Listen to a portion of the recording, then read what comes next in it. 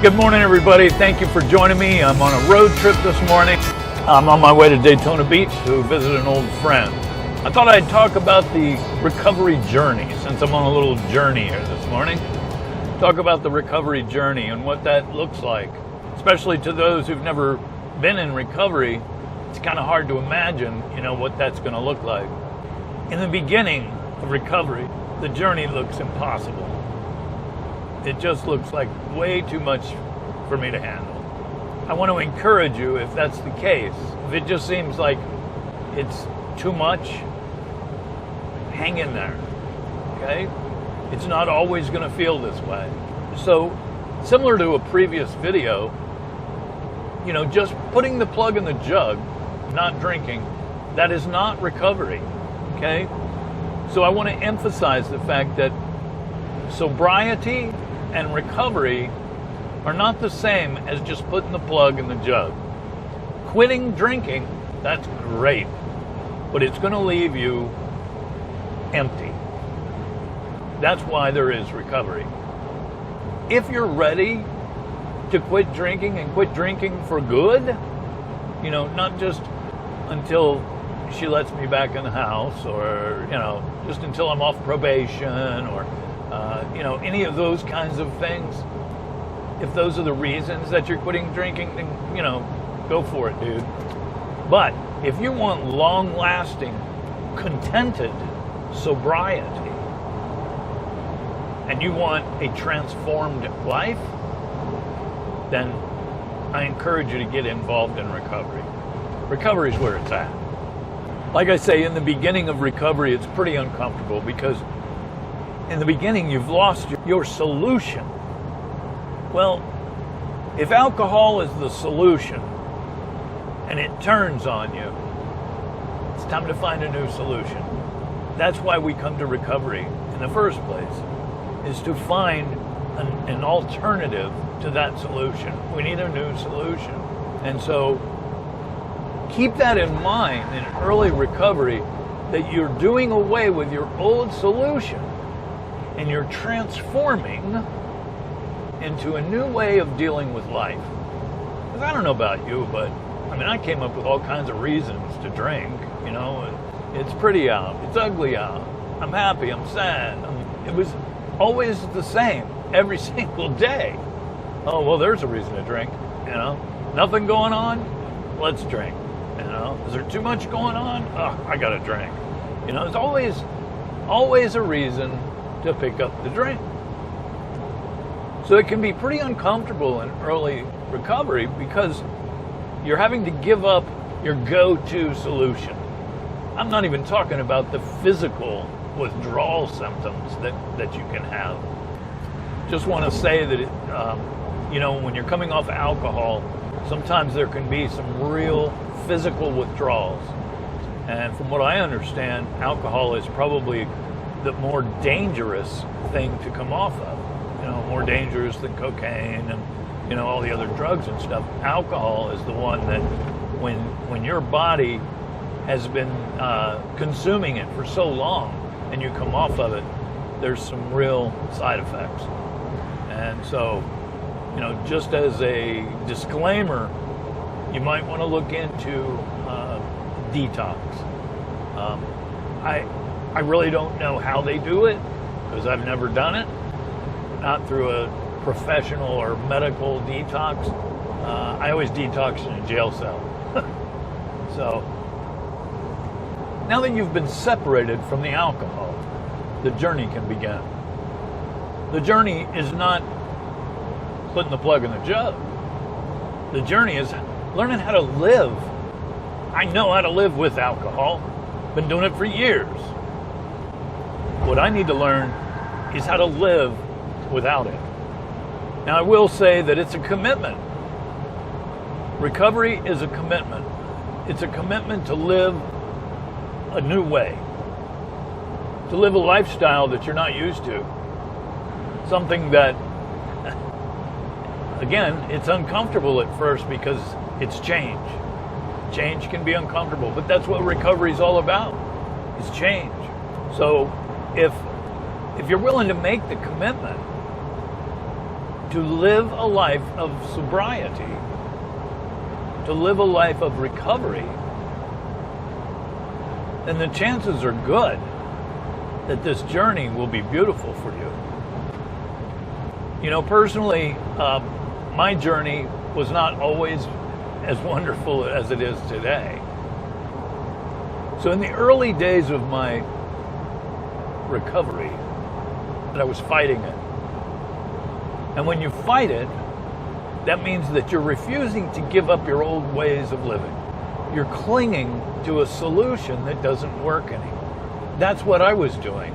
I was clinging to a solution that no longer served me. Because of that, though, I became a chronic relapser. Again, everyone's journey is different. And I hope and pray that you don't have to go through your journey the way I did. That's a tough road, man. That is a tough road. In and out of recovery. Not enjoying those last few years of drinking at all. So anyway, once you make that commitment to be in recovery, you've exhausted all other resources. That's what I had to do. I had to go through all the different ways of living, but still continue to drink. How can I do this? Okay, if I move, or if I drink with these people, or I drink with those people, or I only drink this, or I only drink between this time of day and that time of day. It didn't matter. None of that stuff worked. I was still ingesting alcohol and ruining my life. So anyway, once you finally do make that commitment, no more reservations, no more plan B. The only plan you got is recovery. Now you can start growing. And in the beginning, it can be a little difficult. It can be uncomfortable because it's all about change. And I don't know about you, but I never liked change, you know. I like routine, you know, get into a routine. Well, it becomes a routine after a while. But in the beginning of recovery, it's all about the change, you know. It's like, oh, I don't like change. Okay, so anyway, once you start getting into it, that means that you're doing meetings. You're listening to people. And some of them, you'll find, are telling your story. Some of these people actually have very similar stories to yours.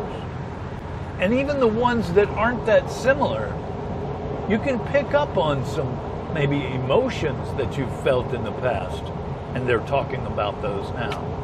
It's important to attempt to identify rather than compare, you know.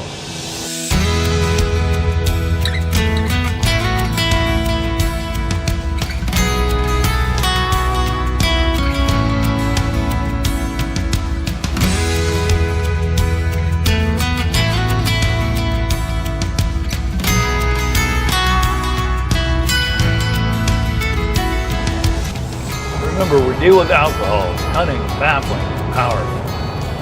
The next line says, without help, it's too much for us. Without help, it's too much for us. Okay, so we need help. We can't do it alone. That's a key feature of recovery. That's why you have meetings and groups and a fellowship and a sponsor.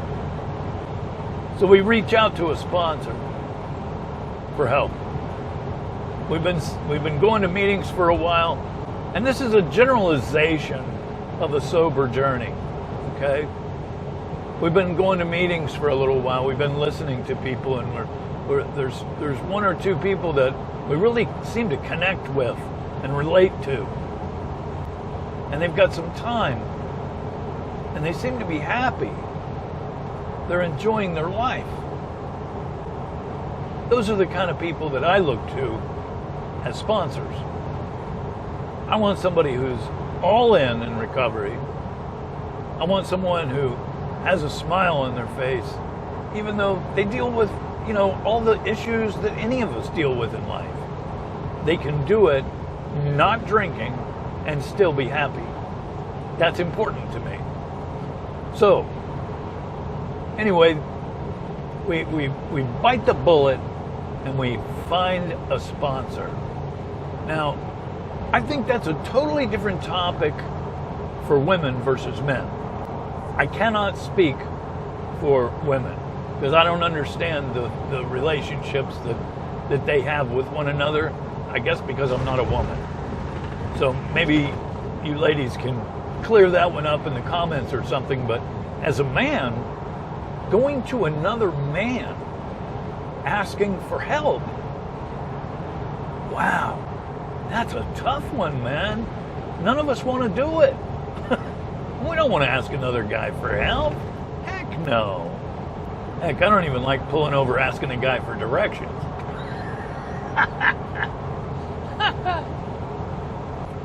Okay, so once we've gotten through that initial shock of having to ask someone for help, we now have a sponsor.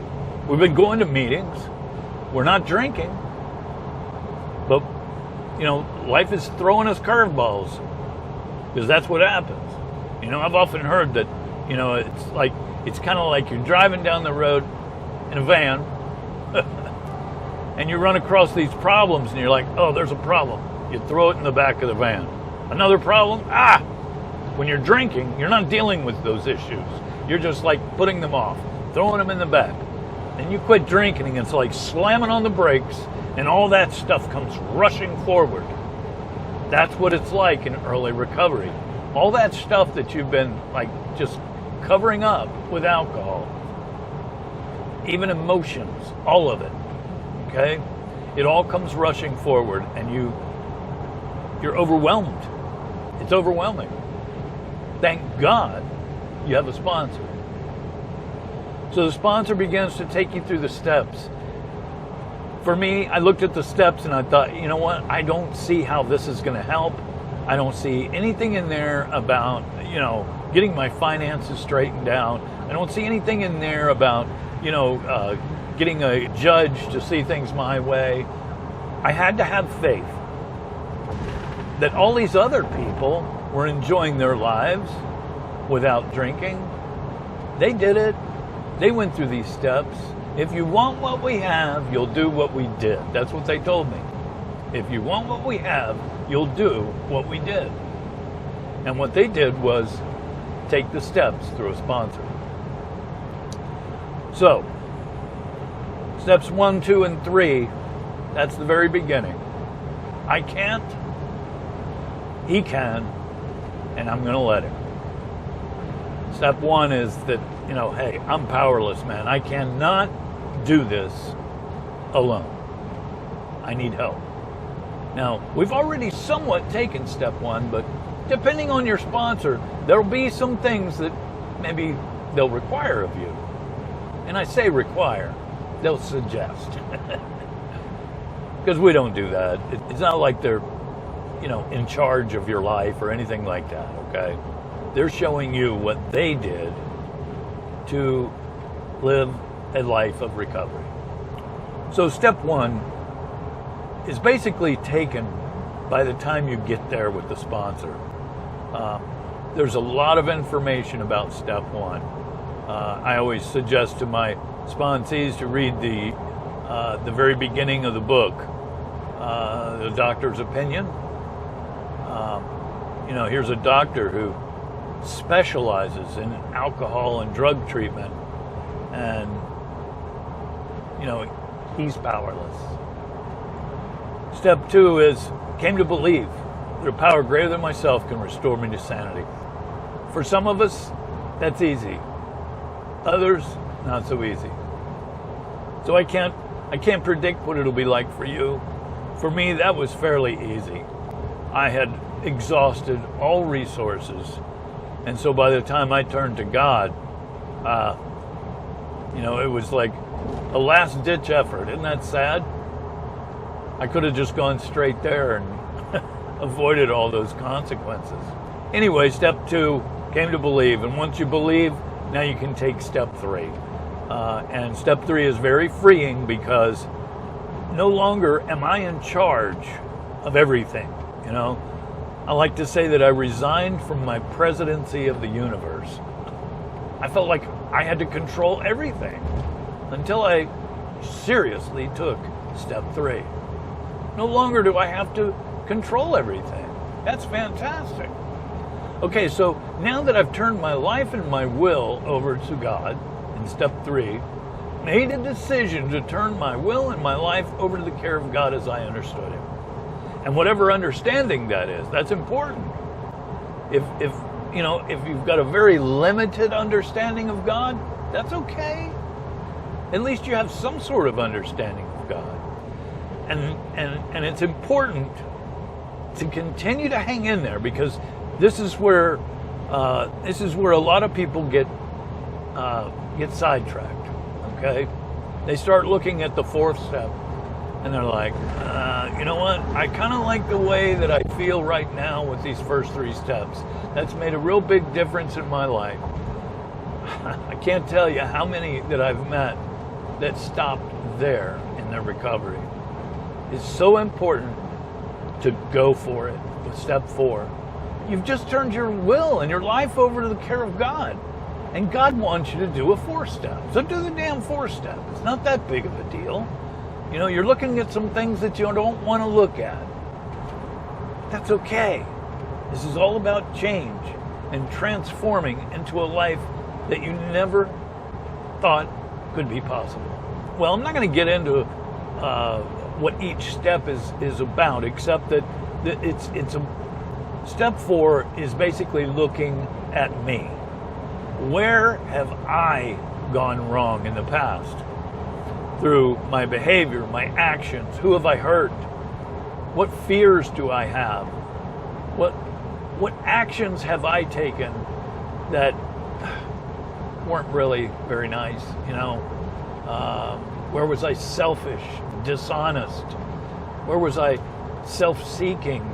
And it boils down to a bunch of fears and our way of dealing with those fears. Anyway, once you've taken step 4, now you're going to share that with your sponsor and with God. Whenever I do a 5th step, whether it's my 5th step or a sponsee's 5th step, I always begin by praying. God, please join us here. We want to make sure that you hear what we're doing, because it says, we shared it with God and with another person. So that's a 5th step, basically, is sharing our 4th step. 6 and 7 is just coming to the realization that I have all these defects of character. By doing a 4th and 5th step, they're glaring, believe me. You'll be like, they'll be like right there, man. So you know what they are.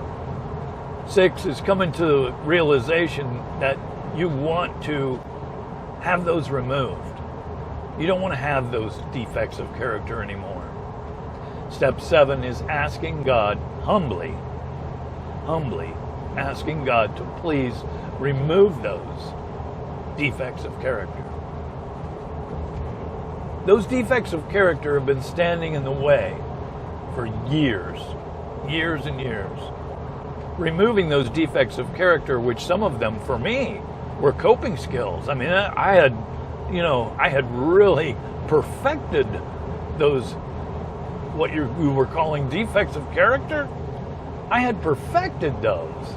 And now you're wanting me to ask God to remove them. Well, that's what recovery's about. It's change. And so that's what I did. I wanted what they had, so I did what they did.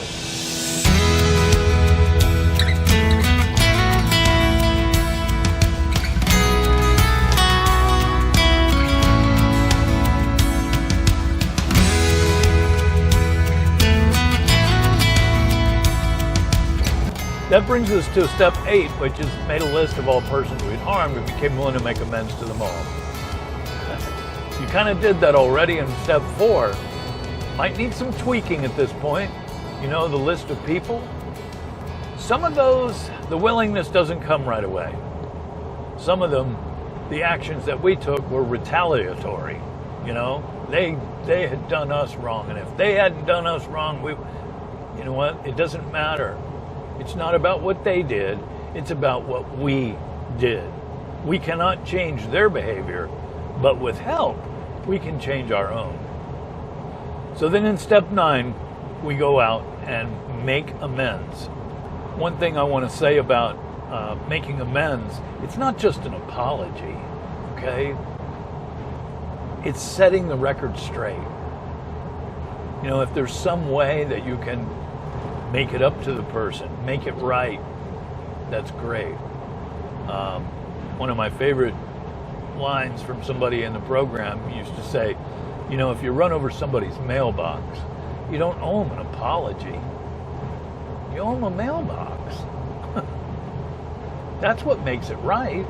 That's what sets the record straight. Now we have cleaned house. Steps 4 through 9. Identify, come to the realization that these are our problems, and we sweep them away. Okay? So at the by the time we get to step 10, we've got a fairly clean slate. What a great way to begin your recovery, with a clean slate. The problem is that we're not real good at keeping the slate clean, okay? We have to change our ways. And in step 10, we're constantly looking inward, okay? Continued to take a personal inventory, and when we were wrong, promptly admitted it. Woo, that's nothing like who I used to be. That's really wanting me to be something different. And so, step 10, it's a great step. It really is. Step 10 is wonderful. I'm not going to get into it too much, but you do look at motives and everything, you know? The motive behind your behavior. That's a good one. That's a real good one, and I think I've done videos on motives before, but anyway, we'll move on.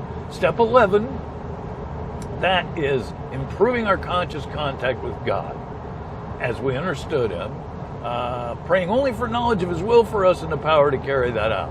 Now, I'm not going to get into this too heavy because, again, this is just an overview of the recovery journey. But step 11 is something that you can start right away, okay? You can improve your conscious contact with God immediately.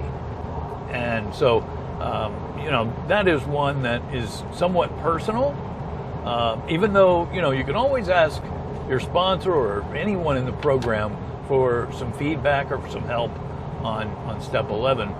But it is kind of a personal thing between me and God. But there's always room for improvement on that relationship with God. And then we get to step 12. Having had a spiritual awakening as the result of these steps. Okay, so as a result of these steps, we've had a spiritual awakening. Hey, okay, that feels good. We tried to carry this message to alcoholics and to practice these principles in all our affairs. We tried to carry this message to alcoholics. In other words, now at meetings, we're not sharing about our problems anymore. We're sharing about the solution. We're reaching out and trying to help others. You remember back in the beginning when we had to ask for help? We didn't want to? Yeah, well, all the other newcomers are exactly the same. They don't want to ask for help either. So in step 12, we offer that help. We try to do something to help other alcoholics achieve sobriety. Practice these principles in all our affairs. In other words, take what you've learned from going through the steps and actually put it into play in your life. Use those principles of those steps in your life. You know, in How It Works that we read at the beginning of every meeting, it says these are the steps we took. These are the steps we took. We take the steps and apply them to our life.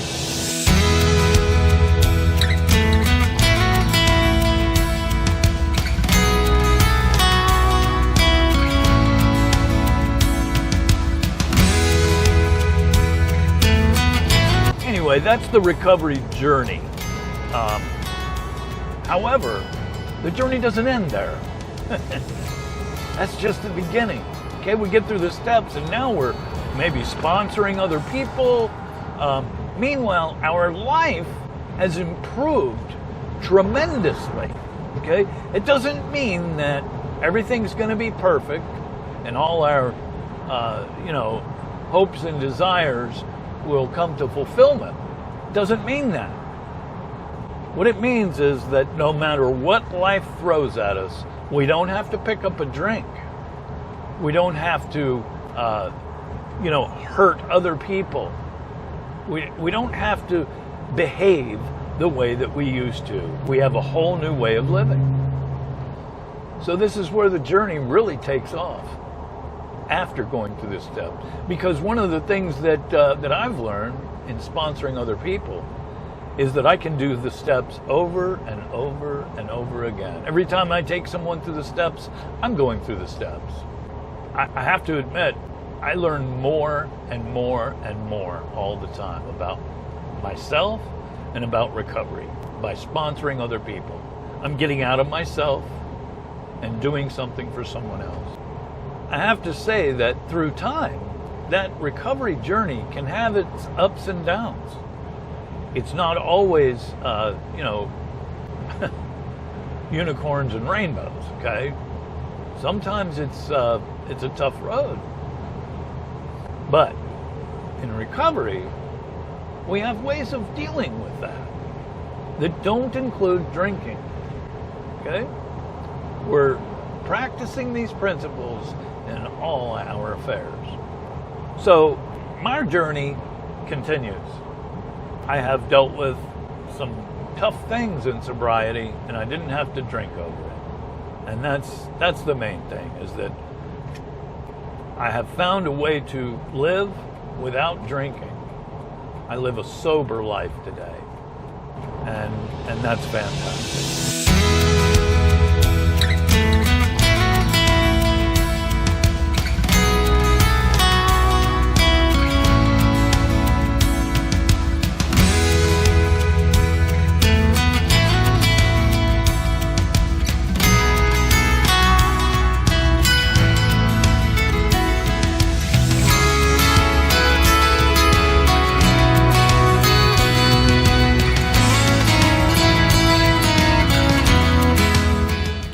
Okay, so I'm on my way home from Daytona, and I had to stop for fuel.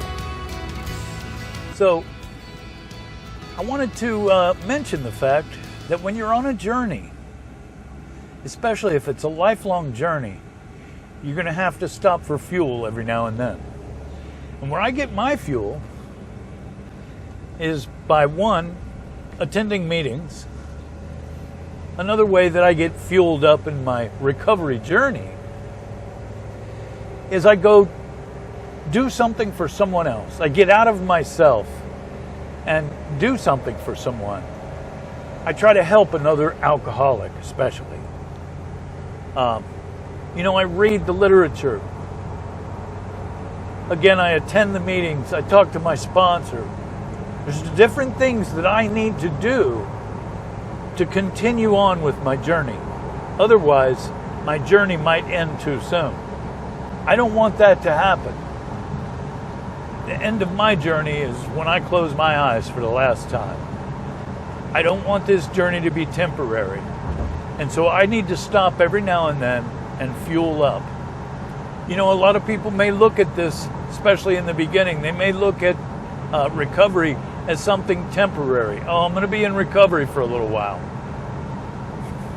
If that's the attitude that you're taking, I don't know what to say. I wish you the best, but that's not going to last. You're going to be disappointed with that.